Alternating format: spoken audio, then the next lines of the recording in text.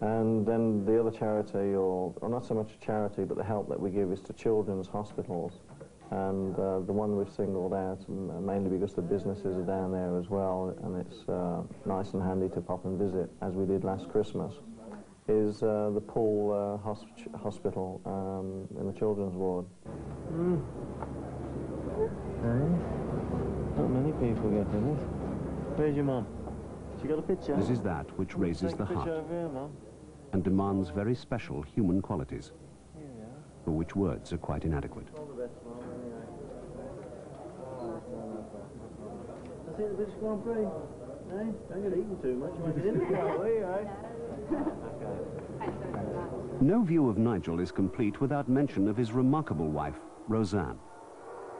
Yeah, there's no question in my mind whatsoever that without the support and belief of my wife, Roseanne, behind me, I would not have made it into Formula One. Utterly unperturbed by her status, she packs a helicopter just as any mum might load the family car. What's it like to be a racing driver's wife? I think it's something you just learn to live with. Outwardly, people say I don't look nervous, but I think it all goes on inside me. And especially after the race in Mexico at the weekend, I think I ended up feeling quite exhausted at the end of that. He usually comes home exhausted, and I'm usually exhausted anyway, mentally. But it's nice. It's very good to see something at the end of all your hard work and to have a win and bring home a trophy. And of course, the children are absolutely delighted, and to see the smiles on their faces. When would Roseanne like Nigel to retire? When he wakes up one morning and says, "That's it, I've had enough." If he does it before then, it's not going to be the right time. It's got to be the right time for him. Testing over, it's time for family Mansell to be away. Up and away. To another world. Home.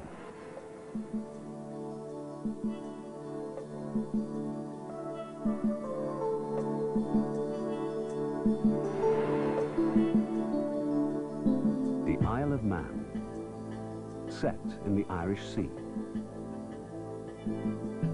A place of winds and legends.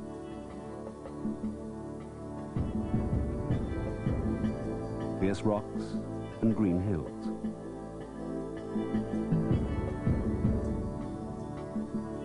And the home of a British champion. A house called Ballerman.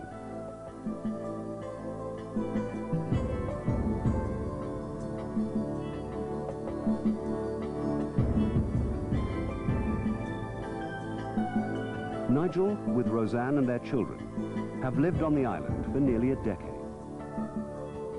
It was here they started their family.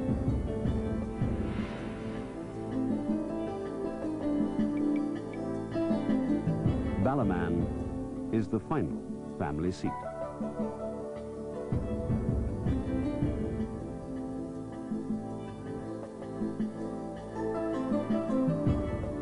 Private and secluded from the outside world, their home has an atmosphere like a small village. Everything is natural stone and handcrafted, in keeping with the native beauty of the island. There are, however, some extraordinary things that are around the house which give identity to its owners. There is, for instance, a 4-hole golf course, the fastest golf cart in Europe, and 3 golf-playing dogs who are all part of the Mansell family.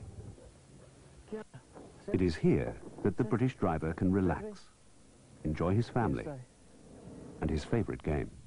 Hit the balls. I'll let you go and have a play in a minute.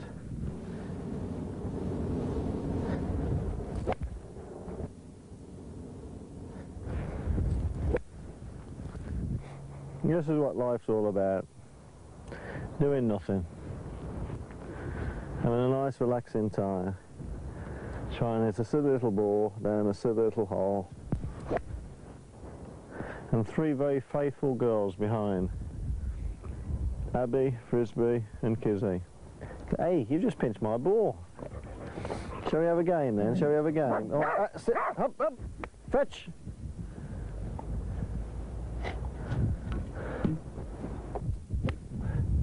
Fetch, Kizzy. We lived just over the hill there, and basically when we came to the Isle of Man, it was very difficult to find a property that would suffice for our needs because of the actual job and environment that we work and live in. I need space. I'm afraid I can't live on top of people like so many of my counterparts do. IE is a good example in Monte Carlo. Fabulous place that it may be, it just isn't for myself or family. So we'd obviously got a house in mind, what we'd like to build, but we didn't have the land to build it on, and it took about 2.5, 3 years to put basically a package of land together, which I'm proud that we have now. We've got quite a lot of coastline and a lot of land behind and in front of us, and therefore we're able then, and I must thank now the Isle of Man government and the planners back in 1985 and 84 that they granted us permission to build the house here. And I mean, you know, from the point of view of being here, and certainly on days like today, there's nowhere else in the world but one would want to be. There are also a few cars in evidence, including a magnificent Ferrari or two for the kids.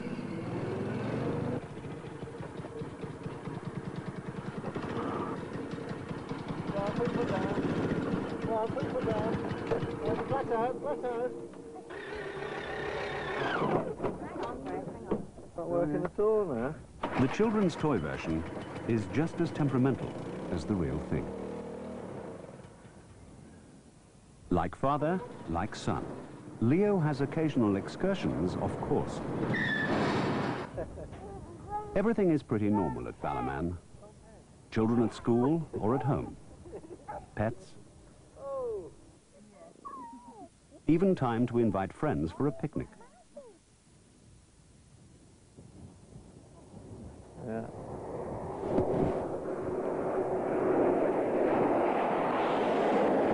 Contrary to appearances, the Red Arrows have not flown exclusively for Nigel's birthday barbecue, but intend to give an air display at nearby city of Douglas to celebrate the Isle of Man's famous TT races. The entire Mansell family turns out to cook. The Red Arrows are also shown around the premises. This is the one of the last 328 GTSs ever to come off the production line, and needless to say, right-hand drive, and they'll never be made again. And as Tim said, I shouldn't have bothered. He thinks it's his company car, but this is a Ducati 906cc, bought for my son here, Leo, who's going to ride it, aren't you? Eh? What do you think of that now? The Red Arrows, what can one say? I mean, a splendid bunch of characters, incredibly professional in their own right. I'm very pleased to say that I've flown with them on numerous times and had a great time, and some exploits I'd love to tell you about, but I can't do. Oh! Bob!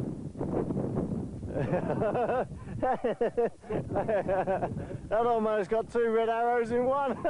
It's an interesting fact that Mansell is a dedicated pilot, flying not only helicopters, but also experiencing the RAF Hawk and the Harrier.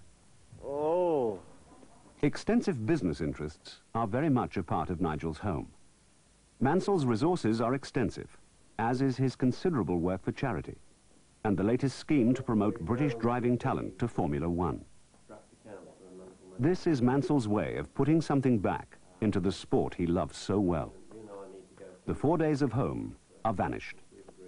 The British driver is back on the road again for the Grand Prix of France.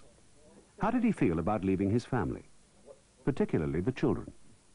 Well, now because they're old enough, I mean, I give them a nice little chat and explain things, and I actually give them things to do, chores to do, a little bit of extra pocket money, and tell Leo that he's a man of the household now, and Chloe's got to look after Mummy because Mummy's getting old now.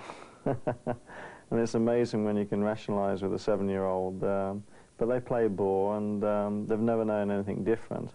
So it's probably very difficult for them for the first few days, but it's probably harder for me than it is for them. The Grand Prix of France. Nigel was in searing form, on pole position. In the race, Mansell's Ferrari expired, once again due to gearbox problems. The British driver raged. Silverstone lay ahead. And Nigel was going to give this race his all. Only a Grand Prix driver may fully appreciate the significance of a fastest lap.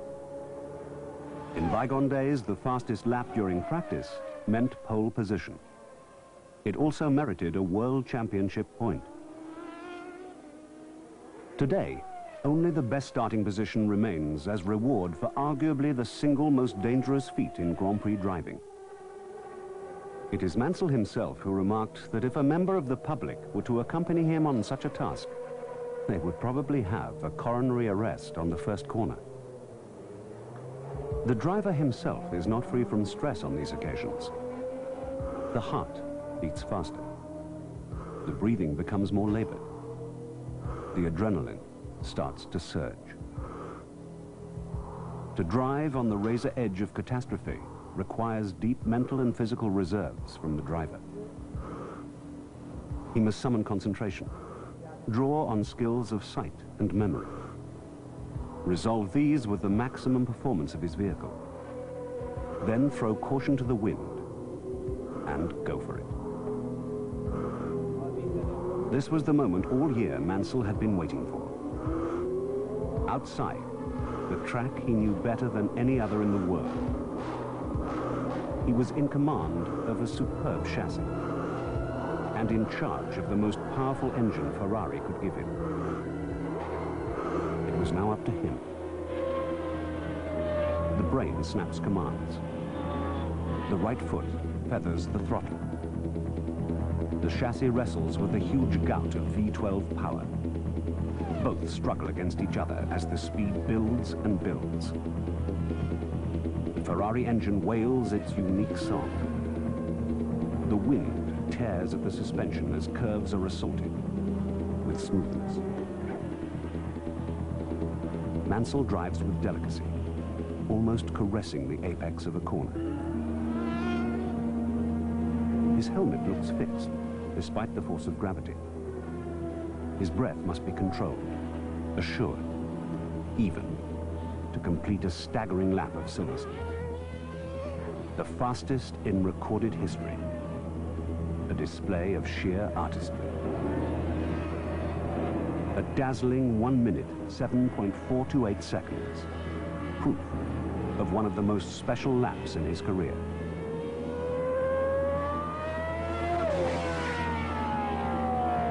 Mansell was giving notice to all and sundry that he was on home ground, and this was the one race that was his. The pits buzz with excitement. Some 6 minutes later, another world opens for Nigel and his very special friend, the great white shark himself, Greg Norman. This chance to relax after setting the all-time Silverstone record. This is a friendly match to which we're all invited. Bit of tuning up being done here. See, a lot of people just think they can come out and play golf, but really they've just got to tune the shoes up before we even do anything. That's how you get that extra distance. Extra 50 yards. If anything this afternoon, you'll learn a bit of bullshit.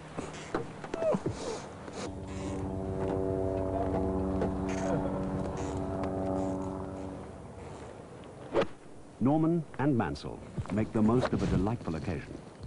Bets are made, forfeits taken, and then Nigel takes a hole off Greg. A moment of irrepressible joy. Norman smiles. He's seen it all before. Greg Norman can look after himself, as Nigel finds out, as if he didn't know already. Both champions have had bad luck in 1990. How do they cope? Well, you learn to deal with, you become very resilient. And I believe that the negatives, and I don't think the negatives, people think the negatives, but the downside creates a stronger person, an individual out of yourself, because you're going to lose more than you can win. There's no question about it. You're not going to win every time you go out there and race or play golf. So if you can learn by your mistakes, and 9 times out of 10 it's beyond our control. If both of us screw up in our, like if he runs into the wall, if he made a mistake in a corner, he can justify that. But if somebody holds a shot against me, I've got no control of that. If the gearbox blows on him, he's got no control of that. all I can say is we go out there and give it our best shot every time, and as long as we have that attitude, we know we're going to be the best in the long run. Okay. And that's the strength of every game. Golf concluded, Captain Mansell pilots his guest back to the track for a barbecue beside the motorhome. On his way, he decides to show Greg the glories of the British countryside, especially the trees.